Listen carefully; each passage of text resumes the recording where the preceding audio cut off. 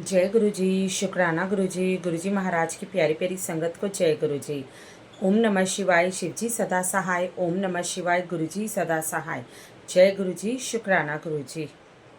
संगत जी, मैं गुरु जी महाराज की बेटी गुरु जी महाराज का सुबह का शुक्राना सत्संग आप संगत के साथ शेयर कर रही हूँ। बोलने में कुछ भी गलती हो जाए तो गुरु जी महाराज से माफ़ी मांगती हूँ और आप संगत से भी माफ़ी मांगती हूँ। संगत जी, चैनल पे नए आए हैं, कृपा करके चैनल को फॉलो कीजिए ताकि इसी तरह के सत्संग आपको सुनने को मिलते रहे। जय गुरु जी। शुक्राना गुरु जी। संगत जी, आज की डेट में, आज के टाइम में अगर हम बात करें तो सबसे ज़्यादा इम्पॉर्टेंट क्या चीज़ है, क्या आप बता सकते हैं? संगत जी, आज की डेट में सबसे ज़्यादा जो इम्पोर्टेंट चीज़ है वो है पैसा। संगत जी, एक पैसा ऐसी चीज़ बन गया है आजकल और इतनी ज़रूरत बन गया है कि उसके पीछे भाई भाई का नहीं है, बहन बहन की नहीं है। संगत जी, इस पैसे ने सबके बीच में एक ऐसी दूरी बना दी है कि जो रिश्ते पहले हुआ करते थे वो रिश्ते आज देखने को मिलते ही नहीं हैं। संगत जी, ये पैसा बहुत ज़रूरी भी है और अगर ये पैसा ज़्यादा आ जाए तो ये दूरी भी बना देता है। संगत जी, जितनी छोटी फैमिलीज़ हैं, जितनी भी आप देखेंगे मिडिल क्लास फैमिलीज़ हैं, वो आज एक साथ बैठ के खाना खाती हैं, लेकिन जितना मुझे लगता है 80% लोग ऐसे हैं जिनके पास खूब पैसा है लेकिन उनके पास परिवार के साथ बैठने का वक्त ही नहीं है। तो संगत जी, आप बताइए कि क्या मिडिल क्लास की फैमिली ज़्यादा अच्छी होती है या करोड़पति इंसान की ज़्यादा फैमिली अच्छी होती है जिसके पास पैसा वगैरह सब कुछ है लेकिन अपनी फैमिली को टाइम देने के लिए टाइम ही नहीं है? तो संगत जी, चलिए अब हम करते हैं सत्संग की शुरुआत। आज का सत्संग भी इन पैसों से रिलेटेड ही है। संगत जी, आज का सत्संग ऐसा है जो बहुत ज़्यादा मुझे लगता है कि आप में से कुछ संगत ऐसी होंगी शायद ये उनके लिए होगा या शायद गुरुजी महाराज किसी को बचाना चाहते हैं, ये सत्संग उनके लिए होगा। संगत जी, एक अंकल जी जो अपनी फैमिली में बहुत अच्छे से बहुत प्यार से रहते थे, अपनी बीवी अपने 2 बच्चों के साथ। संगत जी, अंकल जी को ज़्यादा कुछ कमाने का मन नहीं था, जितना वो कमाते थे उसी में ही संतुष्ट रहते थे। संगत जी, अपनी सैलरी लेकर आते थे, उसी के में ही फैमिली को खिलाते थे, उसी में ही खुद खाते थे, बच्चों की ख्वाहिशों को पूरा करते थे। संगत जी, अच्छे से परिवार चल रहा था। एक दिन उनके पास एक कॉल आता है कि क्या आपको अपने पैसे डबल करवाने हैं? संगत जी, अंकल जी ने मना कर दिया, लेकिन आप जानते हैं जो स्कैम वाले होते हैं वो इस तरह के लोग होते हैं कि आपकी बुद्धि को ऐसा ख़राब करते हैं, ऐसा ख़राब करते हैं कि जो काम आप नहीं भी करना चाहते आप उसको करने लग जाते हैं। संगत जी, आप उस काम को करने लग जाते हैं। संगत जी, ऐसे ही अंकल जी ने किया। अंकल के बाद दोबारा फ़ोन आया, तीसरी बार फिर फ़ोन आया। अंकल जी ने एग्री कर दिया और बोला क्या स्कीम है आपकी बताइए। अंकल जी हल्की सी लालच में फंस गए। संगत जी, उनको बताया गया कि अगर आप 2,000 रुपये देंगे तो आपको 4,000 रुपये रिटर्न मिलेंगे। तो अंकल ने बोला ठीक है कोई बात नहीं। अंकल ने उनको 2,000 रुपये दे दिए और संगत जी उन्होंने 4,000 रुपये अंकल को वापस दे दिए, एक भरोसे के तौर पे कि हम कोई फ्रॉड नहीं है, हमारी कंपनी कोई फ्रॉड नहीं है। संगत जी, अंकल खुश हो गए कि 2,000 के 4,000 मिल गए। संगत जी, उसके बाद कुछ दिन बाद फिर उनके पास वही फ़ोन आया कि अब आपको अपना अमाउंट डबल करवाना है। तो संगत जी, अंकल जी ने कहा, विश्वास तो उन्होंने जीता ही हुआ था, तो अंकल जी ने पहले तो मना किया लेकिन बाद में सोचा कि चलो करवा लेता हूँ, काम ही आएगा पैसा। और पैसा संगत जी किसको बुरा लगता है ये तो आप जान ही सकते हैं। संगत जी, अंकल जी ने फिर उस स्कैम वाले का फ़ोन आया और अंकल जी ने बोला हाँ जी कोई बात नहीं, आप एक काम कीजिए, मैं इस बार अपना कुछ बड़ा अमाउंट लगाऊंगा ताकि आप मुझे उसका डबल करके दे दें। तो उन्होंने बोला ठीक है आप जितना चाहें उतना अमाउंट लगा सकते हैं। संगत जी, अंकल जी ने जितनी जमा पूंजी थी, जितना जोड़ा हुआ था, जितनी एफडी करा रखी थी, सारा कुछ लिया और सब इकट्ठा करके अंकल जी के पास हुए 10 लाख रुपए। अंकल जी ने उस स्कैम में 10 लाख रुपए फैला दिए, सॉरी संगत जी, 10 लाख रुपए फंसा दिए। संगत जी, स्कैम वाले को 10 लाख रुपए दिए। उसके बाद पूछा कि अब मेरा पैसा डबल होके कब आएगा? उन्होंने बोला 1 हफ्ते के अंदर अंदर आपका पैसा डबल होके आपके पास आ जाएगा। संगत जी, फिर क्या था, फिर तो उनका फ़ोन हो गया स्विच ऑफ, कंपनी हो गई बंद। संगत जी, अंकल जी बहुत ज़्यादा पीछे दौड़े, अंकल जी ने बहुत कॉल करने की कोशिश की लेकिन वो नंबर स्विच ऑफ हो गया। संगत जी, अंकल जी बुरी तरह से फंस गए, बुरी तरह से टूट गए और ये चीज़ आप भी समझ सकते हो, जिसका 10 लाख रुपये फंस जाएगा उसकी क्या हालत होगी। संगत जी, अंकल जी पूरी तरह से टूट गए जब अंकल जी को पता चला कि उनके साथ धोखा नहीं बहुत बड़ा धोखा हुआ है। उन्होंने कई बार कोशिशें की लेकिन फ़ोन नहीं उठाया गया। संगत जी, अंकल जी ने कंप्लेन भी करी पुलिस स्टेशन में, स्कैम में जाकर जो इनका होता है वहाँ पे कंप्लेन भी करी, लेकिन संगत जी अंकल जी की कोई सुनवाई नहीं हुई। और सबसे बड़ी बात थी कि अंकल जी ने अपनी फैमिली में भी ये बात किसी को नहीं बताई थी। अंकल जी पूरी तरह से टूट गए। अब वो किस मुंह से अपनी बीवी को ये बात बताते और किस मुंह से किसी रिश्तेदार को ये बात बताते।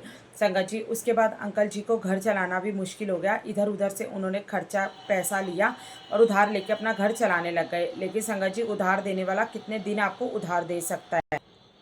संगत जी कोई आपको कितने दिन तक उधार दे सकता है? 1 दिन दे देगा, 2 दिन दे देगा, उसके बाद लोग आपसे उधार मांगना शुरू कर देते हैं। संगत जी अंकल जी पूरी तरह से बर्बाद हो गए, पूरी तरह से डिप्रेशन में चले गए। उसके बाद अंकल जी ने सोचा कि अब मैं क्या करूं, मेरे पास कोई रास्ता नहीं है। संगत जी उनकी दवाई चलने लग गई। डॉक्टर तक को उन्होंने नहीं बताया कि उनके साथ आखिर में प्रॉब्लम हुई क्या है। संगत जी अंकल जी की दवाइयाँ शुरू हो गई। डिप्रेशन की दवाइयाँ दी जाती थी जो नींद की होती थी, और वह सारा दिन नींद में ही रहते थे। संगत जी उनकी हालत बहुत बुरी हो गई, बहुत ज़्यादा बुरी हो गई। तब आंटी जी को समझ नहीं आ रहा था कि इनको ऐसा हुआ क्या है जो ये इस तरह से कर रहे हैं। तब उन्होंने अपने किसी रिलेटिव से बात की, और जो हमारे गुरुजी महाराज की संगत है, संगत जी वो उनके घर आए। उन्होंने भी उनसे पूछने की बहुत कोशिश की, लेकिन उन्होंने कुछ नहीं बताया। तो उन्होंने कहा ठीक है, अगर तुम्हें हमें कुछ नहीं बताना तो मत बताओ, लेकिन तुम एक काम करो, मैं तुम्हें एक जगह लेके जाऊँगा, गुरुजी का मंदिर है, तुम मेरे साथ चल, हो सकता है तेरे को उससे कोई फ़र्क पड़े। उन्होंने मना कर दिया, नहीं मैं किसी के मंदिर नहीं जाऊंगा। लेकिन अंकल ने ज़बरदस्ती करी और ज़बरदस्ती करके उनको अपने साथ लेकर गए। संगत जी जैसे ही अंकल जी उनके साथ बड़े मंदिर पहुंचे, संगत जी अंकल जी गुरुजी महाराज के स्वरूप को देख के इतनी तेज़ रोए, इतनी तेज़ रोए कि उनकी ठिकाना नहीं था कि उनका मन कितना भरा हुआ था, क्योंकि वो किसी से अपनी बात शेयर नहीं कर पा रहे थे।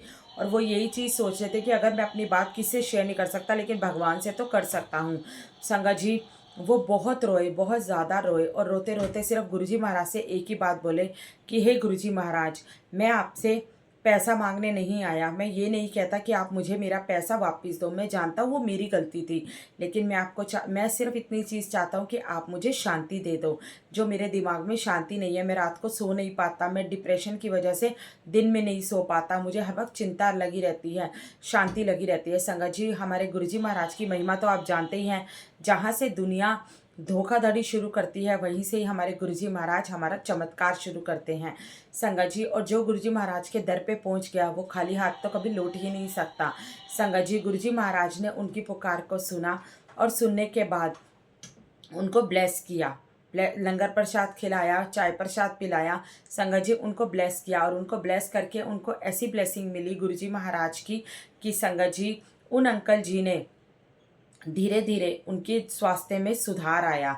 और उसके बाद वो हर सोमवार के सोमवार गुरुजी के बड़े मंदिर जाने लगे। उनको वहाँ जाकर एक अलग सी शांति मिली, एक सुकून मिला। संगत जी वो हमेशा गुरुजी महाराज के हर सोमवार को मंदिर जाने लगे, लंगर प्रसाद चख के आते। संगत जी उसका फ़ायदा उन्हें ये हुआ कि धीरे धीरे उनकी ज़िंदगी से डिप्रेशन नाम की चीज़ जो थी वो ख़त्म होने लग गई। और जिस दिन वो गुरुजी महाराज के मंदिर होकर आए थे, संगत जी अंकल जी बताते हैं कि वो रात ऐसी थी जब मैं बिल्कुल सुकून से सोया था, जो कि मैं कई रातों से नहीं सो पा रहा था। संगत जी अंकल जी को बहुत अच्छा लगा गुरुजी महाराज के मंदिर में जाके। और संगत जी धीरे धीरे अंकल जी को दिमाग की शांति मिलनी शुरू हो गई। जिन लोगों से उन्होंने उधार ले रखा था, उन लोगों ने आकर सामने से बोला कि कोई बात नहीं, तुम हमें उधार अभी मत दो, कुछ समय बाद दे देना, जब तुम्हारे पास पैसा आएगा तुम हमें तब वापस दे देना। संगत जी और उसके बाद जो स्कैम था, उससे भी अंकल जी की बात सुनी गई, और थोड़ा बहुत प्रॉफिट अंकल जी को वहाँ से भी हुआ। और संगत जी फिर अंकल जी के अंदर एक उम्मीद आई कि नहीं, मुझे हार नहीं माननी, मुझे उठना है, और उठने के बाद दोबारा से मेहनत करनी है, और मेहनत करके इस पैसे को जमा करना है, और जिनका पैसा लिया है उनका पैसा चुकाना है। अंकल जी ने सब कुछ छोड़ दिया, सब टेंशन चिंता सब कुछ अंकल जी ने त्याग दी।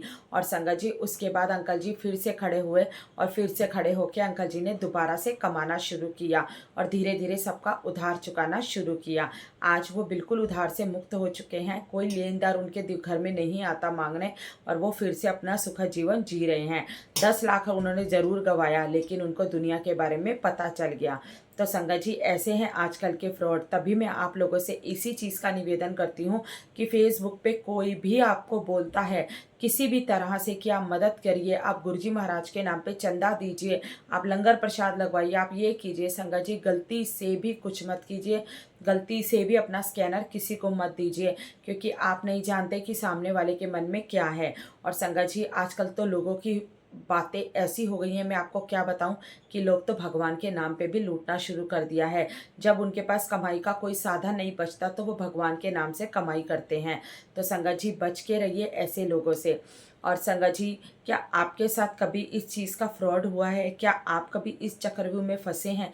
अगर आपको लगता है कि आपको भी गुरुजी महाराज ने कभी कोई ऐसी मुसीबत से बचाया है और आपको आपकी लाइफ को और आपको चेंज किया है, तो संगत जी कमेंट में ज़रूर बताइएगा। जय गुरुजी, शुक्राना गुरुजी। अब अपनी वाणी को विराम देती हूँ, अगले सत्संग में फिर आपके सामने आऊँगी। तब तक जय गुरुजी, शुक्राना गुरुजी, जय संगत जी। सत्संग अच्छा लगा हो तो चैनल को ज़रूर से फॉलो कीजिएगा। जय गुरुजी, शुक्राना गुरुजी, संगत जी, जय गुरुजी महाराज, जय गुरुजी।